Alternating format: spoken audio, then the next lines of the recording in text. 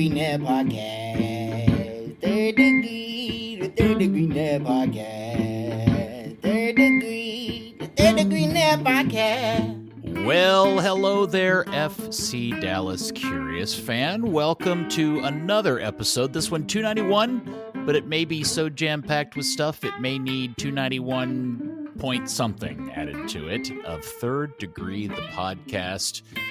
Our good friend Dan is out for the holidays, and so hopefully he will pick back up with us sometime after the good new year. So you're just stuck with the super originals. Myself and the good editor, founder of thirddegree.net, and the original soccer influencer himself, Buzz Carrick. Back from Italy. Howdy, Buongiorno, Buzz. Peter. Buongiorno. Ciao. Ciao. Ciao. Yeah. Man, looks like you had a blast over there. First ever Champions League game I've ever been to. That was cool. Yeah? Europa League game. That was cool. But you got to go to a Milan game after Pulisic got hurt. Yeah, I know. I was so mad about that. And one of the games was against Venezia, so I missed Tanner being sold.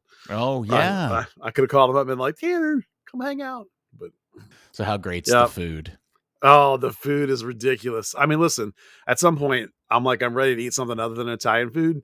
But just the biggest difference overall was that I'm assuming because it's a smaller country in terms of distance, that like every restaurant is what we call farm to table is every restaurant. Like every restaurant is like fresh bread, fresh this, fresh that. Phenomenal. Ate some amazing pizza, ate some average pizza, but almost every meal was spectacular. I didn't have any complaints all along. And breakfast even would have nice fresh bread, which is always, otherwise breakfast is breakfast, but the nice bread in the morning was just phenomenal. Yeah, well, my wife and I went before going. It was my first time in Italy, and I always thought, well, how good can the Italian food be? I think I've had some pretty good Italian food over here. And then you get there and you put your first bite in your mouth, and you're like, holy crap, it's so much better. Listen, I've never been to Italy either, but, growing up, I thought good Italian food was Olive Garden. And then I went to, lived in Boston for a bit, and those guys all laughed at me. And now I would laugh back, having been to Italy, and be like, okay, listen, this is what it was really like. And not, you go in with the expectation that Italian food is heavy. Not really. It's like, unless you're getting something like lasagna, it's most of the pastas and sauces are really light and fresh, and my wife got to try actual like vine ripened tomatoes and was blown away by that experience. Yeah, so, it's phenomenal. I can't recommend going to Italy enough for anybody, with or without the soccer. Just to go and see it all is pretty tremendous. I'm down moving to Como, that kind of area. It seems nice. I might look into that. I bet you are. yeah, that was pretty good, that part. Yeah. By the way, you talk about a tough ticket to get. My goodness, Venezia Como ticket. Oh, Como, yeah, Como. Oh my gosh. Yeah. It is. They are quite the hot property these days. Yeah, for sure. Well, we're glad that you had a good time, that you made it home safely. Yep. And you're back here serving the curious. And of course, Buzz Carrick is undefeated in his ability and his superpower of leaving town to generate action within Football Club Dallas. And boy, we got a lot to talk about. We've got signings, departures, we've got rumors, we've got schedules. We got lists of this and that. We got all kinds of stuff. So let's start off with the thing that happened just after you left, a little over a week ago, that got this whole thing really chugging along, is when Sounder at Heart, which is kind of the Sounders version of Third Degree, started running around with a rumor that Jesus Ferreira was going to be traded to the Sounders. And that got a lot of people talking. And then it was followed up a day or maybe 2 days later that they were also talking about acquiring Paul Arriola. Yeah. And that got the world spinning, Buzz. Yeah, it did. Now, the Jesus one at the time, I checked in on that, and it was a little bit premature in the sense that like it wasn't close at that point, but it's continued since then, and obviously things are continuing to be talked in that capacity. So it's probably, certainly it's fair to say that it's a lot closer than it was and the more this goes on, the more we hear that it's getting closer to happening. Now, I don't have any concrete details that I can add to the situation other than to say that, the Campana trade today just smashed the bar for what it would take to get a player of similar caliber. Now, of course, Jesus is not as hot as Campana is, but he's in a lot of ways they're kind of in the same ballpark. So that bar was set higher. Well, yeah, just to catch everybody up, Campana was traded to the Revolution from Inter Miami for $2 million in GAM, I think it was. Plus, oh no, it's $2 million in GAM this year, plus an international spot, more GAM next year, and an additional year of an international. I mean, it's a lot of stuff. Yeah, and then like a 700 more possible based on match. I mean, it's huge. It's like it's double what Dallas played for Paul Arriola back when they got him a couple years ago. Anyway, that sets the bar higher. Like, hey, Jesus won't draw that, but now I'm sure that probably puts a wrinkle in whatever was happening, where they might be saying, hey, this is the caliber player we have, and the whole thing is, of course, contingent on, as has been reported by other people, Jesus taking some kind of pay cut. And that, of course, is the hang up. That's not something Jesus is going to want to do, I would imagine. And we all know, and I confirm this again, that Europe is the goal, not Seattle. So yes, it's still in play and still might happen. Maybe it was a lot closer to happening than it was before, but I would not expect it to happen tomorrow, and it may not happen at all. I think Paul's a lot more likely. In fact, we've dug around a little bit, and there's some talk that Dallas has to eat a certain amount of salary, but I think that would be accomplished. And what I understand is that would be accomplished by using, buyout mechanics or things like that. So it's not like Dallas is going to have $1 million cap hit from Paul, because then what would be the point? If you're going to be paying down $1 million anyway, you might as well keep the guy. Yeah, because that's the problem, is the $1 million buy down. It's not Paul. Paul's fine. Paul's great. It's the buy down part. So you got to work out that part. And again, that one is also contingent on Paul taking a pay cut. They don't want Paul at $1.7 million either. Yeah, Paul takes let's break these into two conversations. Let's start with Jesus first, which is, this is a guy that signed a big homegrown deal. Everybody kind of understood what that meant when he signed that deal in Dallas, which meant it was going to make it more difficult for him to go to Europe, and was largely contingent on him just performing as a professional athlete, scoring goals, showing himself, playing well for the national team, to really attack the interest of a club big enough to afford to pay the kind of salary that Dallas was paying him at $2.2 million. That's a very high salary anywhere in the world, not just the United States. So if Jesus, let me also say this. I think the fact that here we are at the end of 2024, and the thing that we're talking about related to Jesus is him essentially being traded to go play on the turf in Seattle, is largely an indicator of just how off the rails that kid's career has gone. Yeah. And he is definitely not in a place that he probably thought he was going to be in. Oh. And I also think it is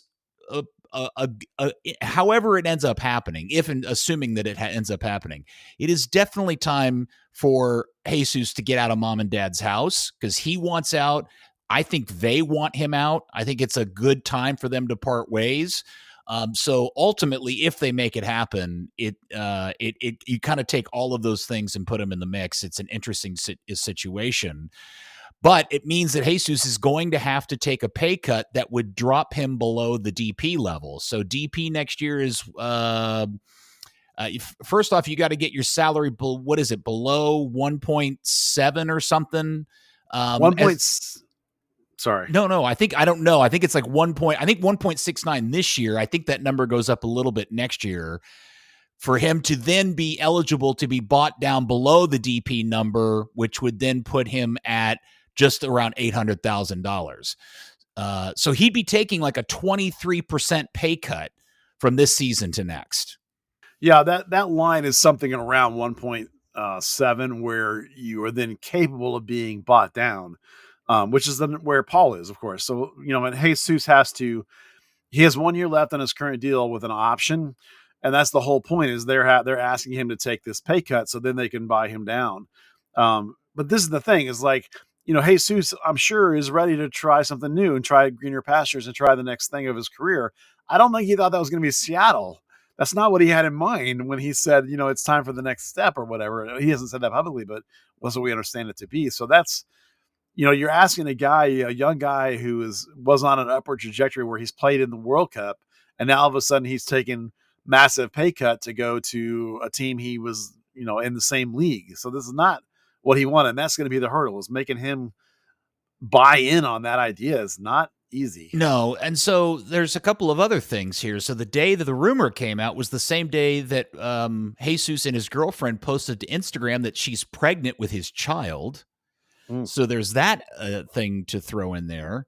Yeah. There is the carrot in there for Jesus that they are playing in the Club World Cup next summer. Yeah, that's a nice shop window. Sure. Seattle could use him. And there's also a part of me that's kind of surprised that Seattle's even interested in Jesus and Paul in the first place. Like that to me feels like a shift in ambition on their part. Well, I think that they, ran into the stuff that everybody does that's involved in these higher levels of this league. If you're in the CONCACAF Champions League or whatever, that kind of thing, you have these extra workloads. They're trying to carry forward with a group that's not super young anymore. They're trying to, they're moving off from a piece or two, trying to get in a piece or two, trying to extend this current run they're in, So they're not looking to reload with like more youngsters. They're looking for high power to replace the high power they're losing, and they're a team that has done things in a really positive way in terms of obviously managing their salary situation so that they can do things like this. But again, like both of these deals take sacrifice by the player's part. So like they're counting on their ability to say, hey, we're Seattle. You get to come here and play in front of these huge crowds and compete at the highest level of this league. That's something you never had before. So that they're counting on that appeal. That's a tough appeal when you're talking to a guy who's 23 years old, and maybe thinks he's got a long career ahead of himself. Well, at least it's a little bit closer to Russia. Sorry. Well, don't forget he had a deal to Spain that fell through after the Russia one that was in this last summer. So, like when you have back-to-back windows where you have a foreign European, for lack of a better word, deal lined up, you're not going to then go, yeah, Seattle's fine, right? So I'm not holding my breath on this Jesus deal. No, and it's the whole thing is kind of odd. But here's my other concern. My other concern is that what happens when Jesus ends up playing for Dallas next year, and he's a guy that clearly doesn't want to be here.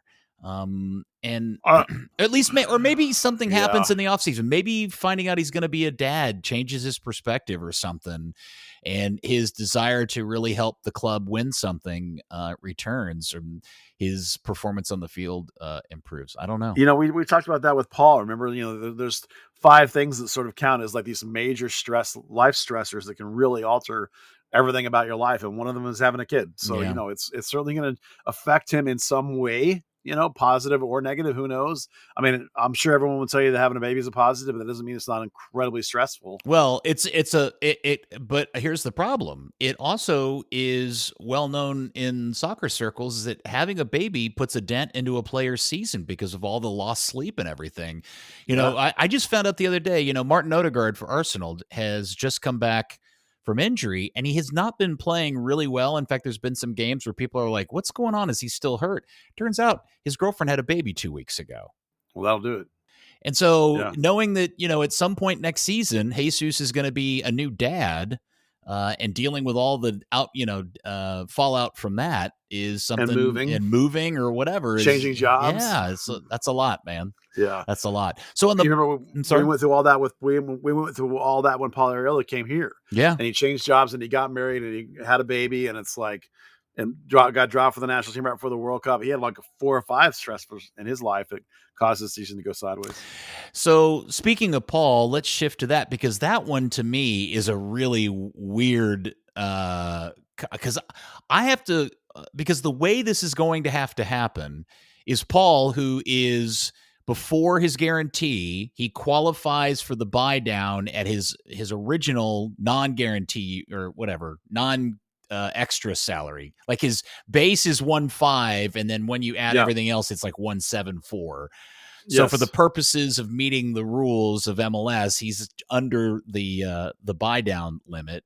Correct. And so they can buy him down, but they need him to take a pay cut below the TAM number, which is the DP salary. Now, this is also stupidly confusing, and I apologize. I don't know if there's any way easily to explain this, but essentially, Paul Arriola, there's two parts to this. Paul Arriola ultimately is going to be being asked to take a 50% pay cut. He will go from 1.7 down to about $800,000, but not this upcoming season, because the Seattle will pay whatever is just beneath the DP number at like $799, and then whatever is remaining from his contract, Dallas will buy out with their one-time buyout clause. Yeah, and that's the key for both of these guys too. Paul and similar to Jesus here, is that they want to keep them. Seattle doesn't want to do this for one season. They want Paul to re-sign past this next season, and that's where they want the lower salary to kick in. They're like, okay, we'll leave your 25 number at 1.7. Dallas will eat $1 million of that, and then, but beyond that, rather than picking up your 26 option, that's where we want you to have a new deal that's gonna be under that DP threshold, which is under the 700,000.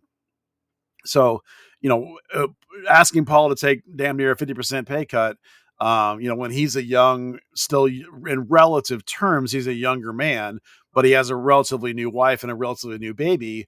He's not going to be wanting to take $1 million pay cuts when he doesn't have to. But on the other side of the coin could be that after 25, whatever team he is with could just say, we're not picking up the option. Good luck to you. And then he might be taking that pay cut anyway.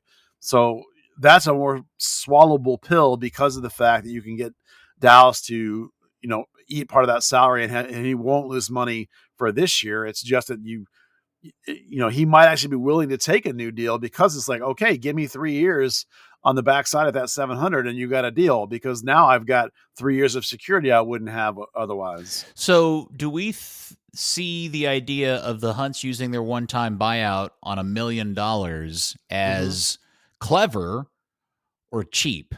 Well, it's clever because you theoretically are going to get some return for Paul if you're doing this deal. Because if you just use your one-time buyout on Paul by yourself, you'd be eating the whole 1.7 million, not just $1 million, number one, which comes out of the Hunts' pockets. So that's a half of the savings. And if you did it yourself, you would get nothing. Whereas now, if you're going to do it with Seattle involved, you should, in theory, get something. I don't know what you're going to get. It might be a bag of balls, but you're going to get something. So, in terms of the pure math, often these FC Dallas moves, we can understand them in math terms. They often make sense. Like both of these things make sense to me in terms of like how you're going to get out of these albatross contracts. If you're in a club that is going into what seems to be complete rebuild mode, opposite of Seattle, who's like in just refresh reload mode, Dallas is in a complete rebuild mode. Clearly, they're trying to jettison their two biggest albatross contracts. So, you look at the math, you look at how you accomplish them, and you look at how you're going to try and get something in return. And in the case of Jesus, you should get a huge return, even if he does have to take a pay cut. You should get max value for him. Well, here's the question though, Buzz, because you in particular, and we've talked about this on the podcast numerous times, for them to really make any significant changes to their roster for the upcoming years, getting rid of Paul was paramount, and selling Jesus or whatever was a big deal. But if your exit strategy or the escape hatch on Jesus comes with, and Paul comes with a somewhat disappointing return, but you got rid of Jesus and Paul, are you going to be that disappointed when you don't end up with, $1.5 million or $2 million in GAM or whatever it is? Well, the return on Paul, the important part on Paul is not having to buy down his contract with your big, huge pile of GAM, which is a limited resource. If you think of it that way, the buyout is the Hunts' pocket. That's an unlimited resource. I mean, they wouldn't say that, but I say that it is. Yes, it is. Right? Yeah. So those are very different things. Those are very different piles of money. You know what I mean? So like, if you can then get something for Paul, that you can, the real value is the removing of this albatross buy down that you needed to do in terms of improving your team. So then if you can then also improve your team by trading a guy who is not going to be a starting winger here, and maybe it's a starting outside back at best, even at $700K, if post buy down, that's still really high for an outside back. And at 1.7, it's crazy high. So any kind of return for him, once you clear that buy down, is huge. And Jesus is more about getting maximum return because he's a homegrown. If you sold him, you get 100% return up to $3 million in GAM. So you could get this huge pile of money to go get guys if you sell Jesus. There's no funny, weird buy down having it happen with him, though. He's just a DP. So like if you trade him, you get a big chunk of money to do stuff and you have an open DP spot. So that's why those two guys are very different in the optimization that you would get by moving them. And if you're going to do Jesus in the league, it needs to be a boatload of stuff because it needs to equalize in terms of pure game mechanics. It needs to equalize that $3 million you could have gotten by selling him for anything more than $3 million. So you're going to need $3 million in GAM really to equal that, or else you'll just turn around and sell him to that team in Spain again for way less than you thought you were going to get. Yeah. See, I think we haven't even talked about the fact that the Hunts are considering trading him in conference, which feels very Saquon Barkley dangerous at this point, because, if you throw him on Seattle and suddenly Jesus decides to start playing soccer well again, that's a force you're going to be dealing with. So we can talk about that in a second, but I think the biggest value for Dallas at this point is just getting Jesus and his $2.2 million off their books so they can spend it on other players. Right. So while I feel like everybody is going to be really disappointed if Dallas ends up getting back from Seattle something way less than what we thought they would ever get for Jesus when the time came to trade him, I'm not sure that Dallas doesn't end up winning just simply A, by getting him out of the locker room, because it's pretty clear everybody's tired of each other, and B, they just dump his salary. And from then on, I think at this point, unfortunately, which is again indicative of just how sideways this whole thing has gone, you may just have to chalk this up to a win for the club, and that would be it. Well, the thing is I think that the coach, Eric Quill, has been here long enough now that if he really felt Jesus was going to be a huge asset for him, that he would have said something. Yes. He would have gotten in there and said, hey, forget that Jesus thing. I'm going to turn that kid around. I know him. I mean, he knows him. Yeah. So it's like, there's no question. Like he would, if he really thought that was the answer, that he'd be in there saying, we're not getting rid of Jesus. He's a DP. That's fine. We're just going to go with him. It's just that the idea that like Jesus wants to go and you can flip him into a massive pile of money if you do it correctly. So like one of the reasons why, beyond the fact that just you got to get Jesus to agree to this thing, is that, you're going to have to get real return because, they've talked about the idea of like, they think they can get him and Musa on the same page and how great that'll be, et cetera, et cetera. But at the end of the day, if you can get a big pile of money out of a guy that's honestly hasn't performed really in 2 years and really needs like a head cleaning change of scenery, then you go ahead and do it, and I'm sure Quill probably can handle it either way. Like if the guy's going to be back here, then you have a come to Jesus meeting on him, joke intended, right? You sit down there with the coach, maybe even leave the TD and the owner out of it and be like, hey, listen, you're here. Let's make the best of this. Let's go. Let's shop window you, have a killer season, and then you're going to get your move. You know what I mean? Like, it's not the optimum, but it's what you'd have to do. I think my guess is that we've gotten this far in this deal that the Hunts and Quill and Zanata and whoever else the other new guy is that nobody seems to know who he is, they have all their fingers crossed, hoping Jesus is willing to take the lower salary deal to get him out of the building. I think everybody is tired. Look, Jesus is a homegrown. He's going to be an all-time great, but the personality conflict is real within the building, I believe, and I think they would love to get rid of him and his $2.2 million salary. So what I'm saying is that if the deal happens and it is announced and Dallas ends up getting like $750,000 in GAM out of the deal, I think everybody should take that as a win. Well, you would have an open DP spot. Open DP spot. You got $2.2 million off the deal, and you got a guy that doesn't want to be here out of the locker room. Yeah. I mean, I would really hope that you would get more than that, because effectively you're selling him for less than $1 million. But what's the market, Buzz? What is the market? What other MLS clubs? Now, maybe now that Seattle, this rumor's come out, other clubs have like, wait, we can get Jesus? Maybe now there's I don't think there is. I think there's a worldwide market for him. And I think that worldwide market is more than $700,000. Well, so that's why I think that okay. So this is where this gets interesting, which is if Jesus is willing to go from 2.2 to 1.6 or 7 or whatever that number is, take a 23% pay cut to go to Seattle, what percentage of pay cut is Jesus willing to take in reality to make his move to Europe? Is he willing to take a 50% pay cut, a 60% pay cut?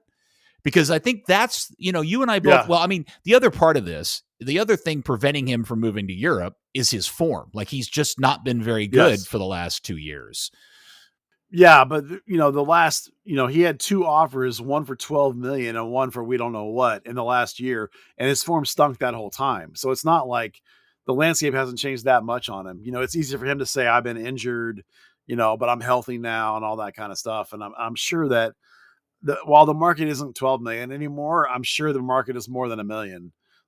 So there's no question that, like, I feel very confident that at the point at which these trades started bouncing around, that his agent was probably working his tail off, because this is not what they want. No. And I imagine that if this deal does end up happening, it'll end up happening late. Like, it'll be all the way into, mid-January when the windows actually open, before you actually see this start to happen, maybe even in training camp. Yeah.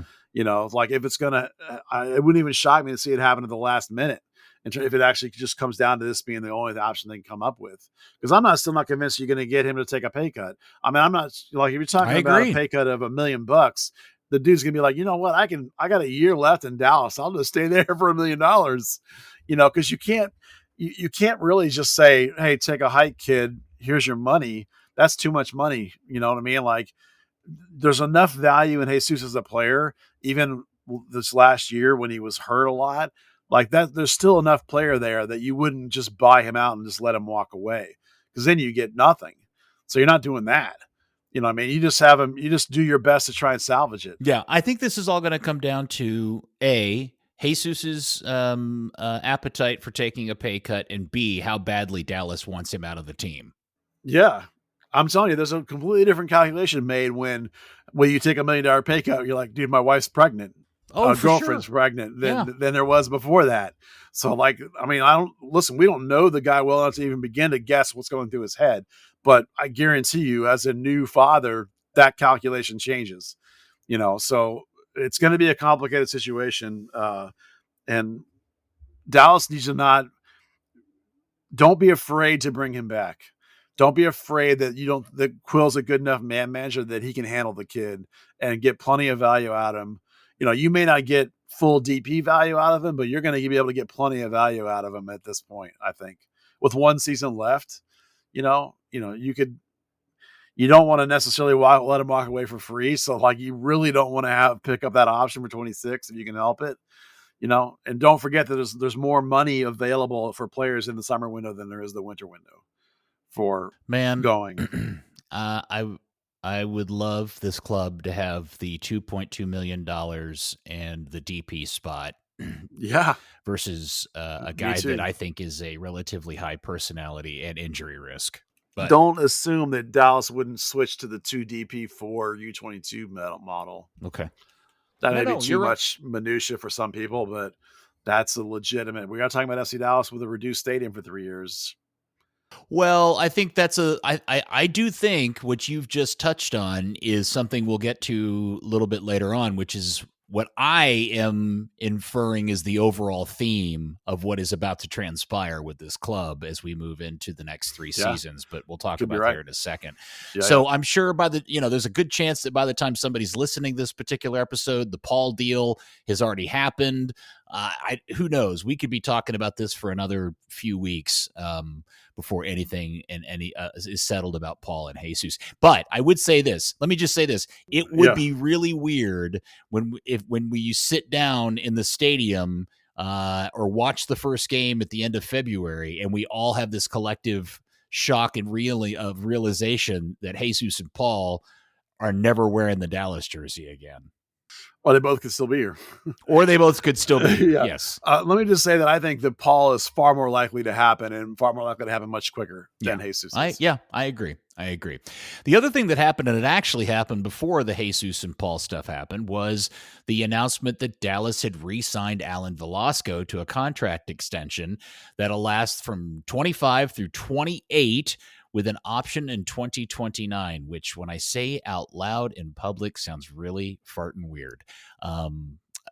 So, Buzz, does this mean Alan Velasco's going to play in Dallas for the next 4 seasons? No. Does it mean that does it mean that Alan will even end up playing here next year? Well, yeah. I mean, next year probably, but it couldn't. With a guy like him, you never know. You could get an offer any minute for a guy like him. What this tells me is that he's got a really good agent who every single window made some phone calls back to Argentina and got people down there to talk about how everyone's bringing him back, and got Dallas to be like, well, we don't want him to go. We want to save him. Oh, better give him a new deal.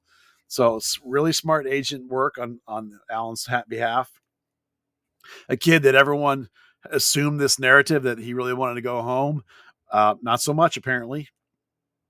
4 years plus 1. That's a long contract, man. That's a. But is this the Reggie Cannon / Brian Reynolds move that they talked those two kids into? Possibly. It's tell everybody what that model is. Right. Well, basically the idea is that part of what factors into how much a player costs to buy is how big their current contract is and how long it is. The longer it is, the more you have to pay, because then you get the player for a long time. The comparison here is like Jesus, who has 1 year and an option left, versus Alan now has 4 years and an option left. So Alan's got much more value on the vine that you're buying when you buy him. So that's a move that happens. You see it all the time. A guy cuts a new deal right before he walks out the door because the price goes up for the player and for the team. And the reason why the player would do that would be because that he gets a cut of the transfer. So it's fairly common. Now, in this particular case, I don't think coming off of an ACL injury, even with the smattering of relatively decent performances we saw, I don't think you're going to get a value offer for him this window. You never know, but I just don't see it happening. I think, next summer or next winter, far more likely, and if he continues to play well, every season he plays well, that likelihood will go up. This is a guy who, when Dallas bought him the season before, he was worth like twice what Dallas paid, because then COVID hit and that team became cash strapped and needed the money, and they had to do the deal to get cash. So it's very likely that Dallas is holding out for 12, 13, 14 million, at least in terms of getting money for Allen. I don't think we'll get that right now, but it's great to see him invested in that heavily. And I think it means that they'll be efforting very seriously, very quickly to make him the center point of the team. If he wasn't already, he will be even more going forward because of this. Well, it'll be interesting to see as we move into the transfer window season in January, if we if we continue to hear noise out of Brazil or Argentina that clubs are interested in buying him still. Yeah, I think this deal probably prices him out of a return to Argentina. I don't think even Boca and River, I don't think they have the kind of money they would take laying around to bring him back now. I think one of the reasons why people there were trumpeting this homesick agenda was trying to get his price down, that he wanted out or whatever. And that obviously was not the case. And this obviously raises his price. So, yeah. Well, and then in the last few days, we've had a spate of signings. And let me just say for the record, I, for one, as a day one fan, am relieved that Dallas has gotten back to signing Brazilians with just one name, because I was really tired of the getting a Brazilian not good enough to even deserve one name. Like the Thiago Santos and the Giovanni Jesuses and the Facundo Quinones of the world. Yeah. Come on, give me a Pedrinho or Ramiro any old day, as Dallas brings up Pedrinho from North Texas, and out of nowhere they sign a midfielder in Ramiro. So, and then the other one, which we'll talk about as well, is signing the center back out of the Rapids, Lalas Abubakar, a guy who I can't tell you anything about because every time I watch him play, I get hypnotized by the beautiful chaos that is his hair. Yeah, his hair is smashing. Yep. So is he. All right, so Pedrinho had a really nice season for North Texas SC, leading, goal factor, player, scorer, assister, all around game decider kind of guy. He can be very hit or miss. If he's in a emotional funk, he'll be a little tuned out. Like, for example, the semifinal and the final, he was absolute garbage, except that he had the game-winning goal in the final with a back heel that was just fucking stunning. Excuse my language. But then, for bulks of the season, he would just be amazing. Like, even when he got hurt, he had compartment surgery at the beginning of the year, if anyone doesn't know what that is. And later in the year, he got hurt, and he came back, and he was only like 80%, and he was like running around the game and hardly playing. And, he was like, oh, wow, he looks terrible. He's making all these bad decisions. He had 2 goals and an assist. It's just like he's this kind of mercurial, hot-headed, typical super talented player. Attacking Brazilian type. Attacking Brazilian, yeah. He is like, I think he's 20. So, he's not going to walk in and start at FC Dallas. Gary Melcher had a really nice bit today about sort of giving us some getting out in front of the narrative, something FC Dallas is usually crap at, in terms of telling us more about like what their plan is for these players, which I was really pleased to see. Pedrinho, we already knew this. He's going to come in as a sort of reserve sort of player. He has a similar profile to Alan Velasco, your false wing, your 10. They've actually used him as a 9 a little bit, that kind of player. Exciting, interesting, probably not going to be starting right away by any means. And then Ramiro is fascinating. This is the quintessential Zanata special, as we call it. Played for Gremio and is it Corinthians? I think he also played for, basically like some teams that Zanata worked at. He was at Gremio with Brisson. Like they came out of the academy at the same time. Even somebody suggested to me that since Brisson still has a house here, that Ramiro would rent it, which I thought was funny. So this guy is Mr. Versatility. So this is the quintessential player that they talked about being flexible and versatile, because the guy's played 400 games in the Brazilian First Division, but has played 6, 8, 10, right wing, right mid, right back. He literally plays everywhere. And he's also about 5 feet tall. He's a Brazilian Ryan Hollingshead. Yeah, he's Richie Williams. So, but Brazilian. So like, Yikes. at his age, 31. There's 31. Yeah, there's probably a little bit left on the body, but they talked about, Melcher talked about him being a sort of versatile piece that you could put in a whole bunch of places. So that screamed to me like, oh, this is your jackknife guy that like, he's probably not going to be a lock starter, but like when you're missing a dude, he'll start at like 5 places.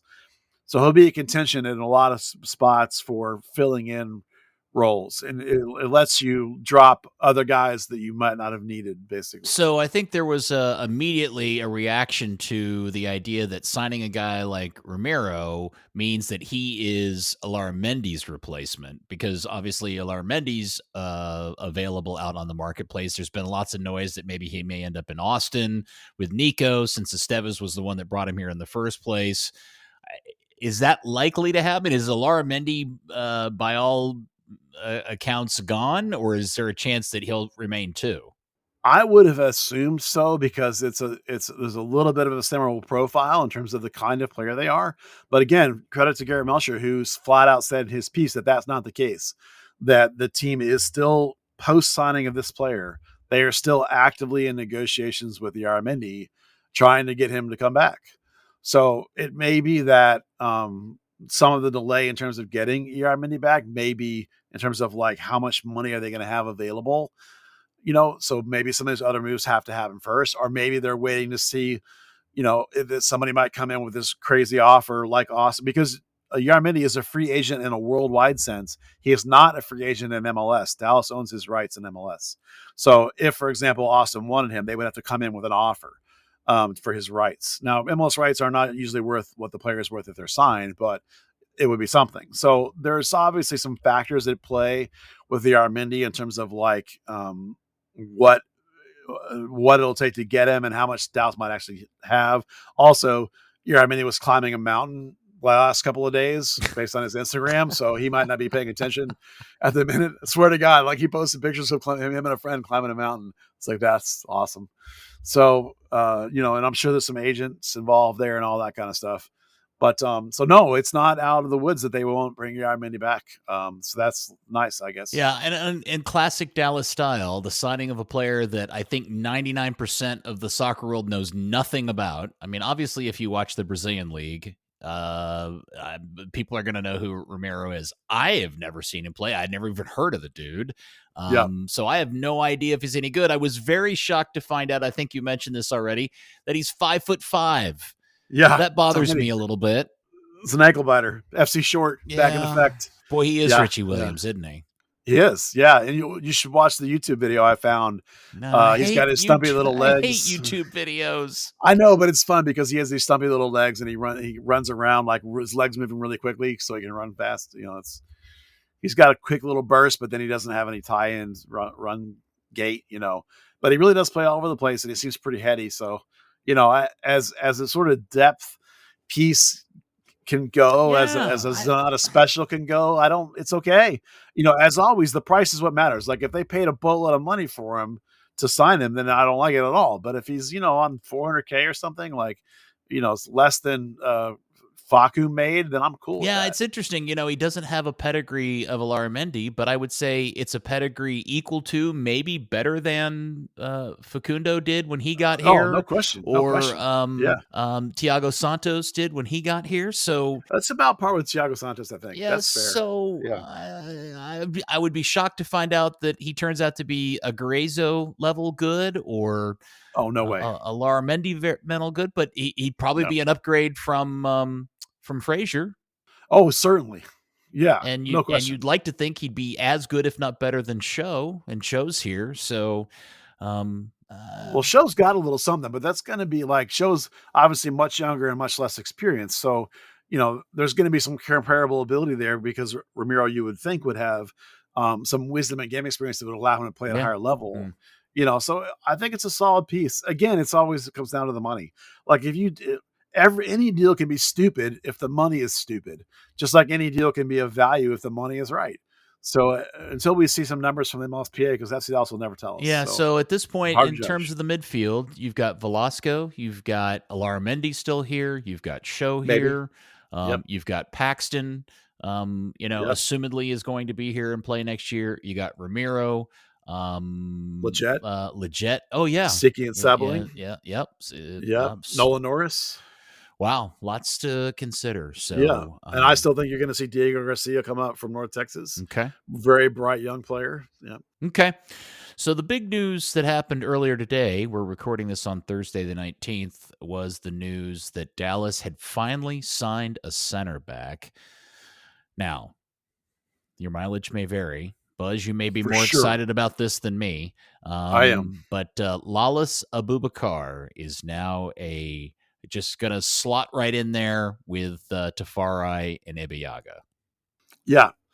So this is definitely your mileage may vary player for sure. Again, depending on what they're paying him, I'm going to feel very differently about this signing than I might. What is that? What is that number? What's the line in the sand of a payment number that's going to, put you over or beyond the point of feeling good or bad about this signing?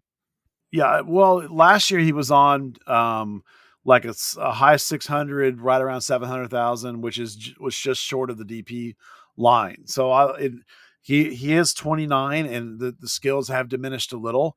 So it needs to be below that. It needs to be, around somewhere between 500 to 600. If it's a number like that, a number of like not an Ibeaga, a number appropriate to Nkosi Tafari, then I'm okay with it. Here, the thing for me on Abubakar is I really like this player. I've always really liked this player, mainly because I would watch him play and I would like, he has this warrior mentality and just smashes people. I love that. So like he's got an attitude and chip on his shoulder, which I think is fantastic, historically speaking. Now, last year he had hamstring problems twice and he had a concussion problem and he didn't play nearly as much as he usually does. The people in Colorado seem to think he was declining. I think, and I looked at pictures of him and some video of him last year, and he was fat, carrying too much body weight. Now, is he carrying too much body weight because of the hamstring injuries, or did it carry too much body weight make his hamstrings have problems? Whatever the reason, whichever one came first, this particular coach we have here now, Eric Quill, is not one to take that kind of physical overweightness lying down. Like this to me screams a signing where Quill has been here long enough that he would have approved this or not. And I feel very confident saying that he would say, I can get this guy fit and straight and I will get him back to where he was a year ago, because he's just only 29. He's got plenty left should have plenty left on the tires for a good 3 seasons here. So this is a guy that I quite like in seasons prior to 2024. So as a piece that you're going to be rotating in with these other center backs, then I think it's great. Now, if you think this is your dead solid lock center back one carrying us to the cup, this is not that guy. So if they signed him thinking that and gave him a DP deal, then they're dumb. But I really hope that's not the case. So again, the money really is going to matter a lot on this one, but I think if Quill can get this guy fit and healthy, I think you'll be surprised to have a good player in your hands. He was the Rapids Defender of the Year, I think, in 19 Twice. and 20. Yeah. And then it kind of went off the rails from there. The Rapids were 7 wins, 9 losses, and 1 draw with him in games that he started. Yeah. And he did start the last 6 games, that weird 6-game losing streak that they ended the season with. He started in all of those games. I'm not as excited about this as you are. I'm hoping that this is, if he comes on and he signs and he's a backup, like if he's the new Omar Gonzalez, he's a huge upgrade over Omar. Yeah. But if they're bringing him on to be a starter, then I think this is another indicator, along with other things that I think we have been hearing in the wind about, the plans for this roster and some of the other stuff going on, of kind of, man, we are rebuilding a stadium and now we are rebuilding a team. And we're not going to go spend a lot of money on a center back. We're just going to try to get a third or fourth guy that is kind of a plug-in replacement if our 2 main guys happen to go down. And I swear he had a mistake of the year moment candidate last season, but I can't remember what it was for Colorado. And so I asked a friend of mine that is a Rapids fan, and his response to me was, really great human being, best of luck, because he is an on-off switch on the field. Yeah, this is definitely, as you say, a player that, like, depending on what they think of him or how they're going to use him, will greatly change whether we think this is a good deal or not. In a lot of ways, I think of him just like Ibiaga, where I thought Ibiaga was a great third center back, and they were like, no, this is the number 1 guy. I was like, okay, that's a problem. This is the same sort of thing. And it kind of worked out that way, didn't it? Yeah, it did work out that way. So, like, if this is, as you say, if this is just one piece of a lot of rotation, and the price is right, and again, some of my faith in this deal here has to do with the fact that I think Quill can do good things with this guy. You're right. If he's replacing Omar, phenomenal signing then. If this is your new Reta Ziegler, this is a problem. Right. So a lot of these deals that are happening right now are what I call roster maintenance deals. Right. It's a kid that came up from North Texas. It's a guy that can play in a bunch of different spots. Your new Ryan Hongsted, your new versatile Brazilian experienced leader, good locker room guy, it seems. A new defender that can come in and fight and claw and battle and will challenge some people. but not going to be super pricey. Like these are all basic building block kind of moves. These aren't sexy moves. And we just spent 20 minutes talking about Jesus and Paul and all the money they just put out today where all the new Gamma Tam for the year all just came out. So like there's a big pile of money that's already there and a big pile of more money is coming. Can you free up these slots? Can you free up this ability to do some things? And then maybe you're going to see your sexy moves. Or, as you suggest, maybe there aren't going to be sexy moves because this reduced stadium is going to reduce revenue by a fair bit. So we're kind of going to have to see. Now, they did for sure say that this was just one center back move. They're definitely doing another one, or at least one more. So we'll hope that we're going to see this front line CB1 organizational center back come in, and then you might have 4 real center backs, which is crazy. And then we'll have to see what's going to happen with Jesus and Paul and those mechanics, because your ability to do all kinds of exciting and amazing stuff will just go way through the roof if you make those 2 trades, or your ability to just sit and compile money and just try and not lose your shirt, depending on which way you want to go and how you think the Hunts are going to play it out. How long do you think it takes Mr. Abubakar to cut all those dreads off when it hits August here in Texas? Man, I've thought that before of guys that I'm like, man, with that hair, when they come here and they just didn't bat an eye. So I know, I'm sure he's used to it by this point. But that cat's braids is like an MC Escher drawing. They're it's all piled high though, and it's out of the way, and it's really hard looking, and it looks heavy. Yeah, like it pulls on his scalp when he's running. That looks so uncomfortable. But it's also cool all at the same time. Yeah, I never understood Beckerman's breads either, but it's not my culture, so it's hard to say. But a lot of guys that I thought like, oh, I can't wait to see that guy shave his head. They never do. Wantohan never did. Alvarez never did.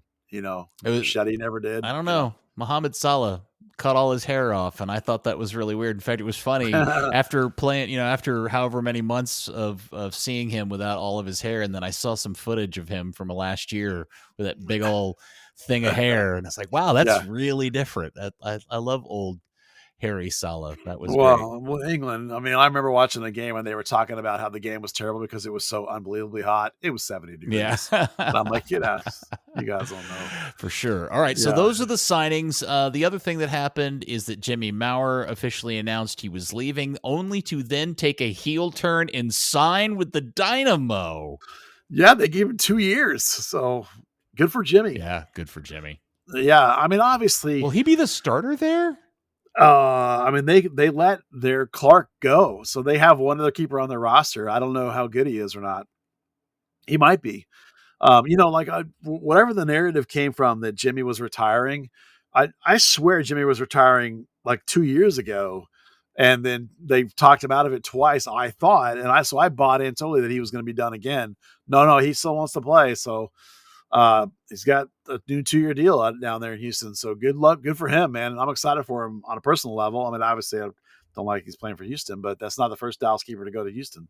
So it's interesting because I wonder, we haven't even talked about, you mentioned it, but we should talk more about the unbelievable turn of events that MLS has put together a page showing how much GAM everybody has, which is like, I never thought that would happen. That's such a huge piece of progress in this league's history. But it also told us that Houston, interestingly, has the least amount of GAM out of any MLS club out there. And one of the Houston independent sites, Bayou City Soccer, did an interview with Onstad.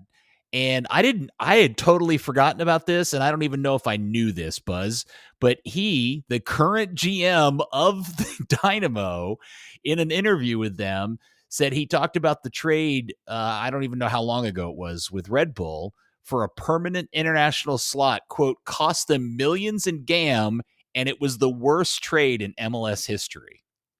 Yeah, so to explain that a little bit, they traded away an international spot permanently. And so every year they start with one less international spot than everybody else. So in order to be able to do signings, every year they have to go out and acquire an international spot from somebody. So they have to go spend over and over and over again. They have to go spend to go get an extra international spot back for somebody because they traded one away forever. So that's what they did. So well, I think it's hilarious that the Dynamo GM is referring to an old trade that was the worst in history. And was it Matt Jordan that made that trade? It probably would have been, because he probably would have been GM or whoever did it when Jordan was gone. I don't remember who did that deal, but that's what he was talking about. There's been some really bad trades in the MLS history, man. Yeah. So just real quick, it is interesting and running through the list of the GAM list.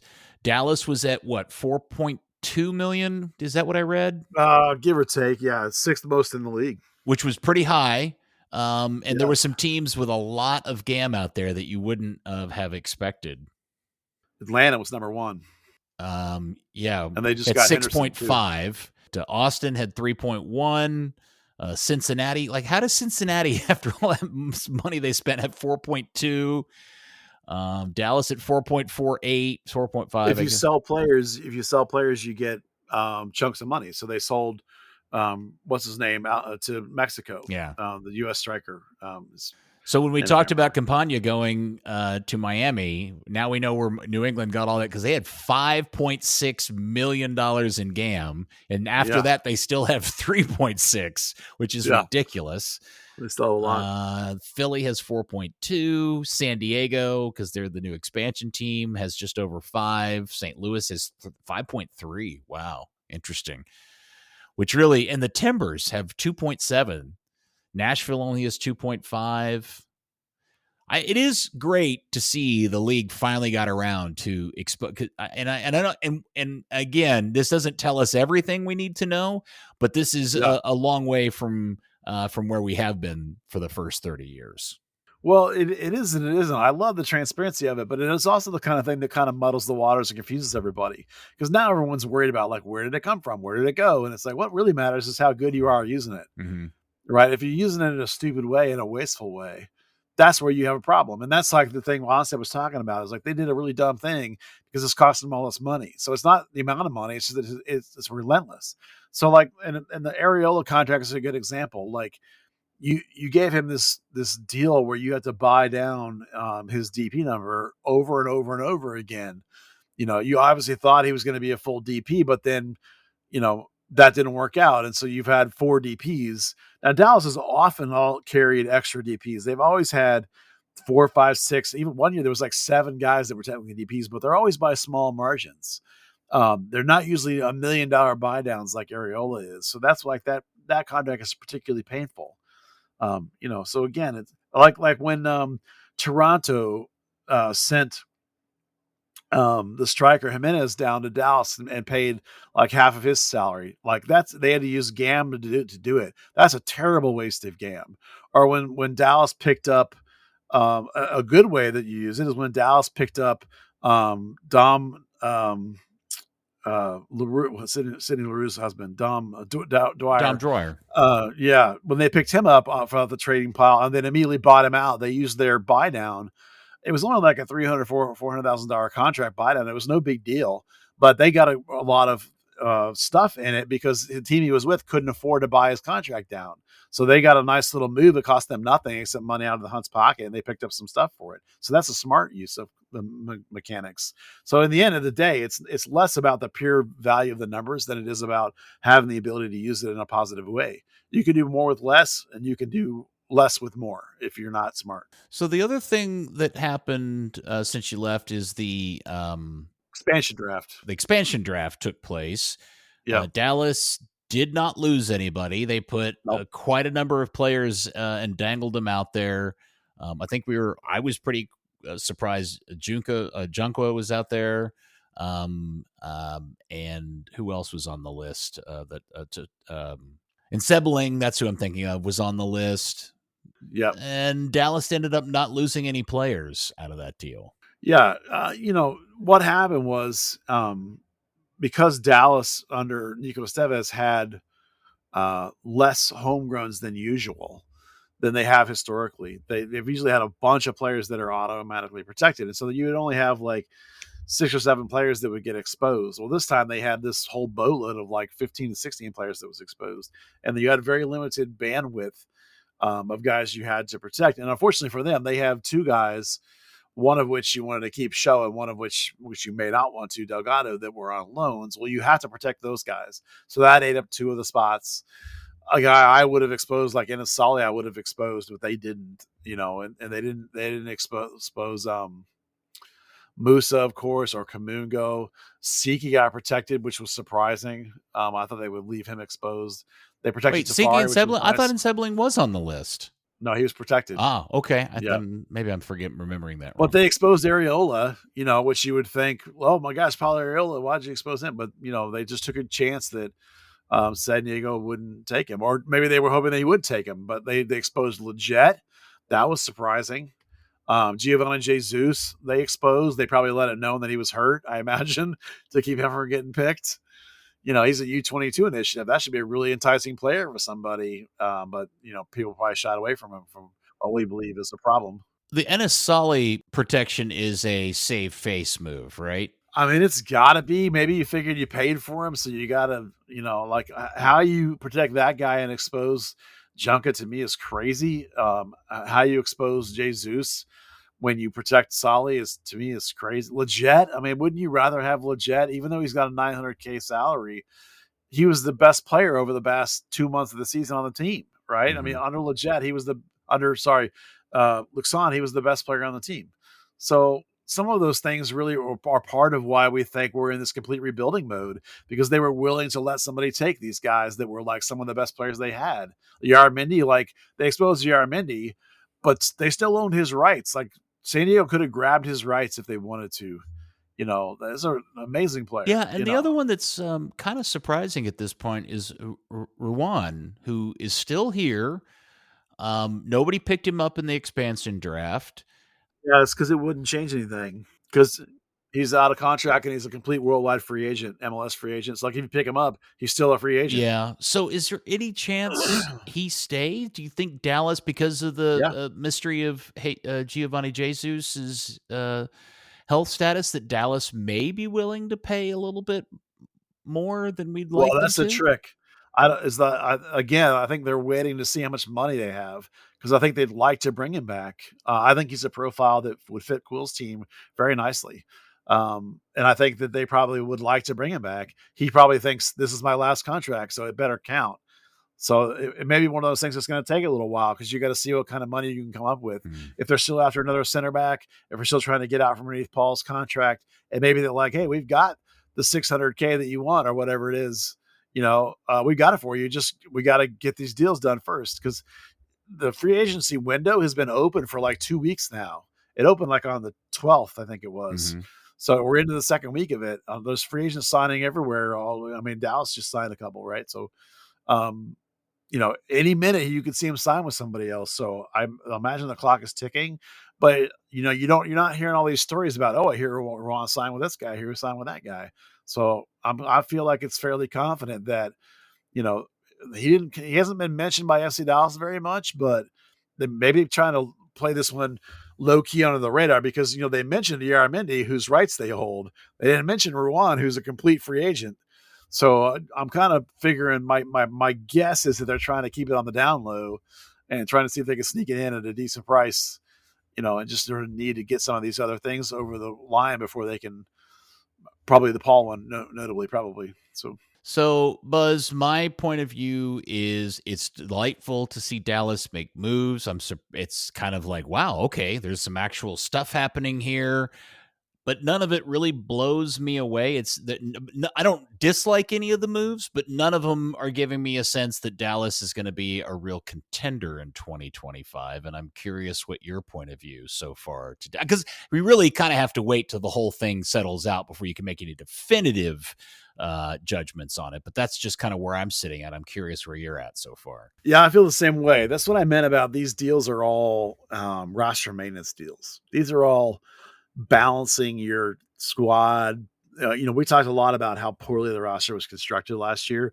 A lot of these are moves that'll try and help some of that if you really are replacing Omar with Abubakar, for example, you're getting a utility knife guy in the midfield that can play some spots. Pedrinho's a young talent coming up from North Texas. These are all basic, simple moves. These are not moves that are supposed to get you excited. These are not moves that are supposed to be fun and crazy. It's like those are going to be dependent on, like, if you want a DP level sexy player, you got to clear a DP. In this case, you got to clear two. Because Paul's a DP also. Mm-hmm. So even though he is, though, unofficially. So, you can't get the sexy in until you get some of the old busted out. So that's a Men in Black reference. I got it. Yeah. And the other thing that happened today is that the schedule popped out of nowhere for the 2025 season. When was the last time Dallas started a season with 2 road games? Well, I mean, I'd have to go look. I don't really know, but I feel like it's been a while. And they start on the road down in Houston against the Dynamo in February. Which is fun. The game's, I mean, good Lord, this season's starting early, February 22nd, and then they have to travel. Yeah, same as last year. Is that when it started? Was February 22nd?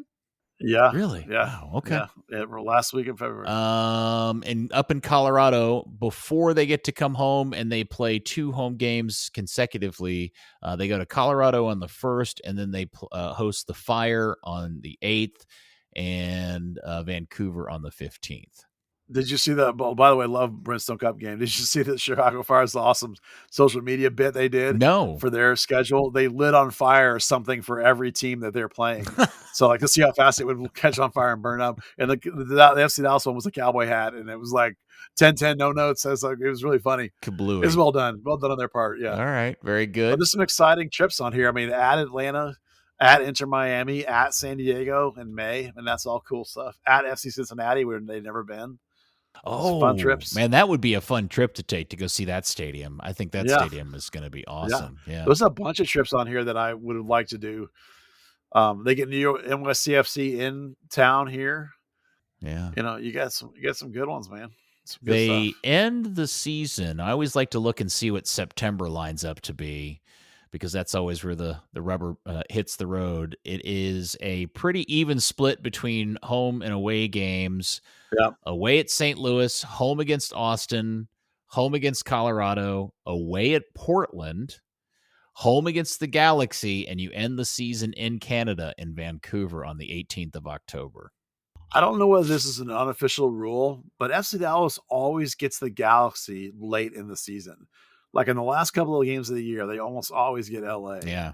Either home or away or both, as the case may be this time. And what month is always the worst month for FC Dallas, Buzz? Oh, is it June? Or is it July?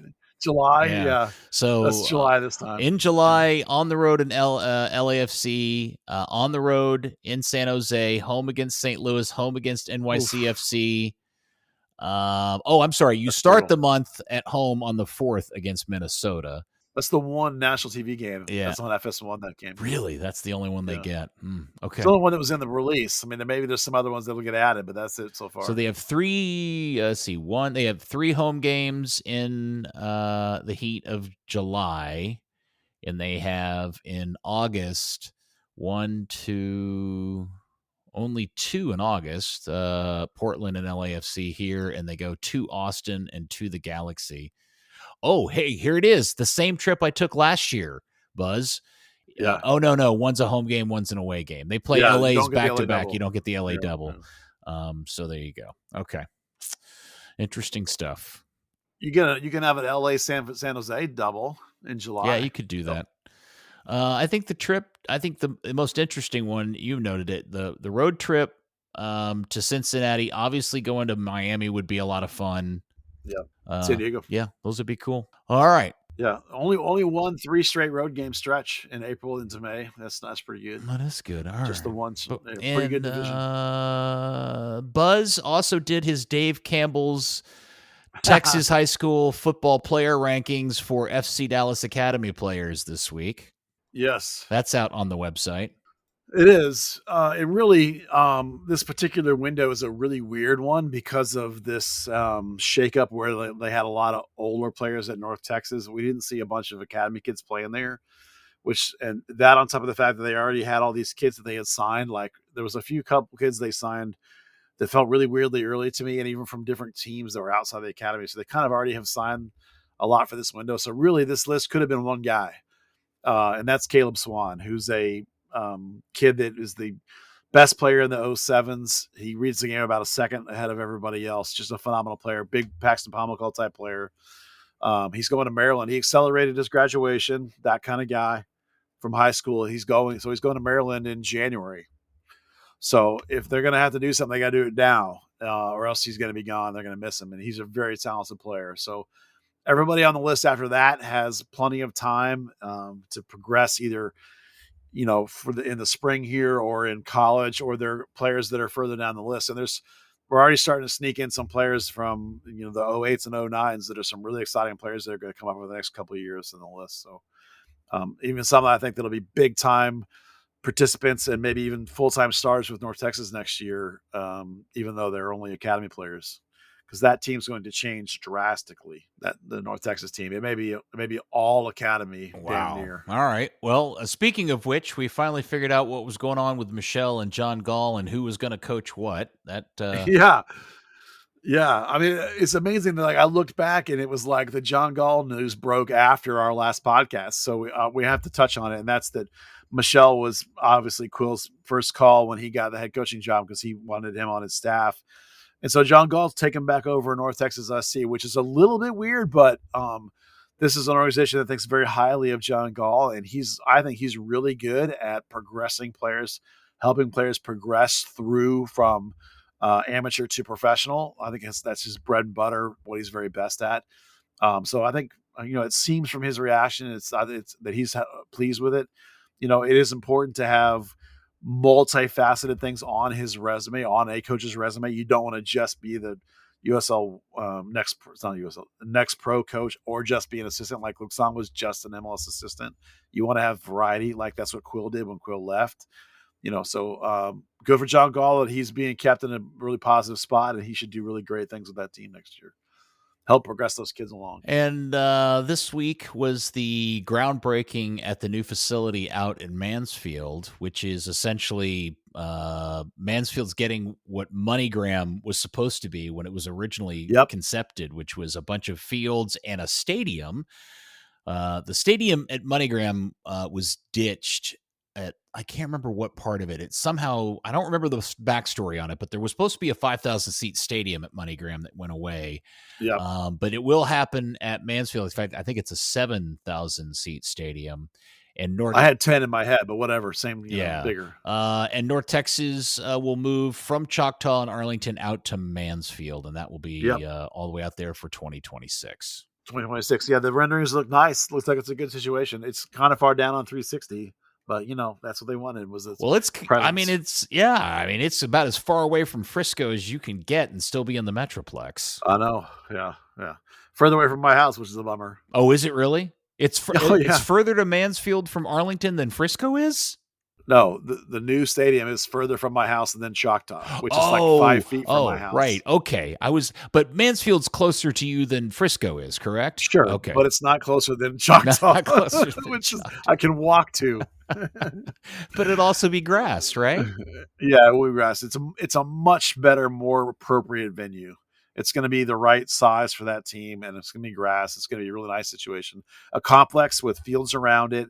FC Dallas is going to be involved in running that complex.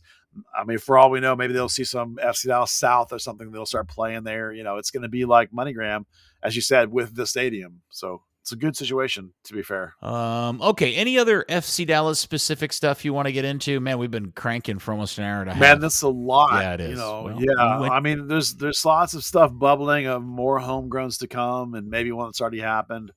There's going to be some movement on various player fronts coming over the next whatever too. So we'll stay tuned. There's more coming. In Dallas Cup news, Newcastle Buzz is coming to town. Yeah, sources told me that one early. All right, quit it with the sources. Super hyped. If everybody doesn't know, Buzz's wife Amy now works for Dallas Cup. So she's a professional. She was not the one that gave me that. So wink. My sources were right. That Newcastle is coming. So I'm super excited. And Eintracht Frankfurt re-upped. That's cool. Yes. So Supergroup And shaping up. speaking of new schedules, Tacoma XFC is got their schedule out. Yeah. USL 1, they're apparently making their first player announcement this weekend. Their schedule's out. They're also, not only are they playing in their league, they're also playing in this Jägermeister Cup. I'm not sure if you're even aware of this, Peter. USL has a first division, second division cup that they play. That's new this year. Oh, I heard about that. Yeah. Yeah, super cool. Last year it was only USL 1, but now they've expanded it to the USL Championship. So that's cool. That's fun. That's different. So I like the sound of that. So that team's ramping up. They're going to get going here That's very like shortly. The EFL Trophy tournament. Yeah. All right. Very cool. Very good. Dallas Trinity lost their last games to Brooklyn, which was their final game of the 24. That's the best 24. Yeah, for sure. Of the calendar year. And now they go into their winter break. Allie Thornton and Jenna Weinbrenner were both team of the month. I like that Weinbrenner. She's good. Yeah. Yeah. And we'll see. And when do they play their first game of the second half? It's not till February. Is it February? Yeah. So what's fascinating is that and they said, and by the way, just at the break, they're third in the league at this point. Is that right? They might be second. Yeah. Okay. It's second or third. Anyway, they're at the top of the league ish. What's fascinating is that because their season aligns with the winter calendar, a great test of that, but also they have players that were loaned to them from NWSL teams, and everyone in their league does. The NWSL leagues are on a different calendar. So it's not assured that you're going to get all the players back right. For the second half of the season, including like their right back, Dorsey, was on loan from a club that then let her go and waived her. So she's no longer with that team to be loaned to Dallas. So how's that going to work? I guess hopefully they'll just go sign her. But questions, eyebrows raised, Sam Meza is on loan from, is it Portland? No, I think she's Seattle. Seattle, whoever it is. She's one of their best players. Is she coming back? Like there's just some fascinating. Who else is out of contract now from NWSL that might be out there? So like we could see a big change in the roster of these USL Super League teams because of this harmony in the calendar. Yeah, that will be fascinating from a technical perspective to watch how that all comes down. We'll learn something regardless of which way it goes. I just looked it up. Trinity is in second on 23 points. Brooklyn is in first on 29. And just proving the point that tries will kill you. Brooklyn and Dallas have lost the same amount of games this season at 3, but Brooklyn's only had 2 ties and Dallas has struggled with 5. Dallas and Brooklyn are 2 teams of a total of 4 out of the 8 with a winning record this season. Yeah. Which is pretty ridiculous. And I think Dallas had a lot of ties at the beginning of the year too, before they sort of got their offense straightened out and got it going. So their shift in formation when the new coach came in helped them get going in that regard. Okay. Anything? Oh, good Lord. Okay. Yeah. Man, that was a lot. I'm sure there's something we're forgetting. What was the best game of the 4 you saw in Italy? Not the Fiorentina game. They won 8-0. How awesome is that stadium? Fiorentina? Yes. It may have been awesome in the past. Now it's a dump. It's all being torn apart. Oh, okay. They weren't doing that when I was there. It was very art deco and it reminded me underneath of like the Yale Bowl, but like I guess at one point they had a track that they've torn out and like they're tearing out one end zone. It's owned by the guy that owns the Cosmos brand. The guy that's like one of the most hated people in U.S. soccer apparently owns that team. The best game was probably the Champions League game with Milan against Red Star. That was a really intense game. The funnest game was the best stadium was Juventus' stadium. That was a nice stadium. It's missing some stuff, but it's still one of the best one we went to. San Siro is a dump, but the funnest thing about that game is that the second time I went to AC Milan, it was the 125th anniversary of their founding. Please tell me you got one of the jerseys. They were really, really expensive, so I did not. Okay. They are, by the way, phenomenal, but they were like $250 or something outside of the stadium, so I didn't get one. But phenomenal jersey. But they started a kid who was 16. He's a 2006 8 or 7 or 8, 16 years old, started him at one of the wing spots, which was amazing. And then they started at left back. They started a 19-year-old, and he is a phenomenal player. That dude, I was Milan so jealous did. of. Yeah, Wow. Milan. So those two kids were, I mean, to see a kid that was 16 years old start, he's only played like 5 times for their reserve team, and they started him in this game. And then the kid at left back was just phenomenal. I was loving that guy. And it's funny to watch them. The Italian fans are so demonstrative, and they yell at those players, and they're really hard on them. And sometimes I don't know what they're yelling about. Like, they're yelling at guys that I'm like, that's your best player. Like, there was a guy in the second game that was the only player on their team that could take a dude on the dribble, and he was running by guys like crazy. Now, a couple of his last balls didn't find somebody, so they're screaming at him, and I'm like, and they finally took him off, and I was like, he's the only guy on your team that's going by anybody, and you took him off. It's really, and they were all hating on him really badly. It was really weird. But they get so in. The biggest difference between an MLS game and those games, it's not necessarily the number of people, it's the intensity. It's the intensity of the fandom. Yeah. Like, everybody is really, really, really into it and mad or excited or passionate or whatever they're doing. And then the fact that the no smoking thing is not even a vague guideline. The whole game, everybody around me is smoking and vaping. And then at like halftime, it's like I went to a Pink Floyd show. It was just like smoke everywhere. And I'm just like, I guess we don't follow. And they make a big thing about no smoking, no vaping at the beginning of the game. Nobody freaking cares. It was Buzz was sending pictures back to the group chat. It was like his knees jammed up in front of the chair in front of him, how tight it was in the smoke. Tiny and I was like, yep, tiny space, crowded spaces, and cigarette smoke. Welcome to Europe, Buzz. Yeah, I'm too big for Europe, for sure. But not just me. Like, there was a guy who's with us who's an English guy, but he's been in America for a long time. He's a coach. Actually, his teams are up in Chicago. He's like 6'6", and so he was like he just stood up the whole game. He didn't even try and sit down. It was just like, and there's a bunch of guys on that trip that were easily. I was nowhere near like the tall person. There was several guys bigger than me, and they were all going through that. But it's just, it is what it is. It's just, I tried to find souvenirs to buy and stuff, and I couldn't find it. Nobody had anything in any kind of what I call, real man American sizes. They're all European sizes and tiny, but whatever, who cares? That wasn't the fun part. Was the experience and the going to some of those cool stadiums, and the weather was so cold, but you just put on some, ski jacket and go and have fun. So I had an absolute ball. It was awesome. Great. Well, I'm glad you did. And here's my big takeaway.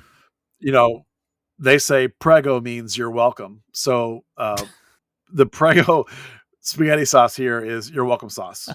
And ragu means sauce. So ragu spaghetti sauce is sauce. That's my big takeaway from going to Italy.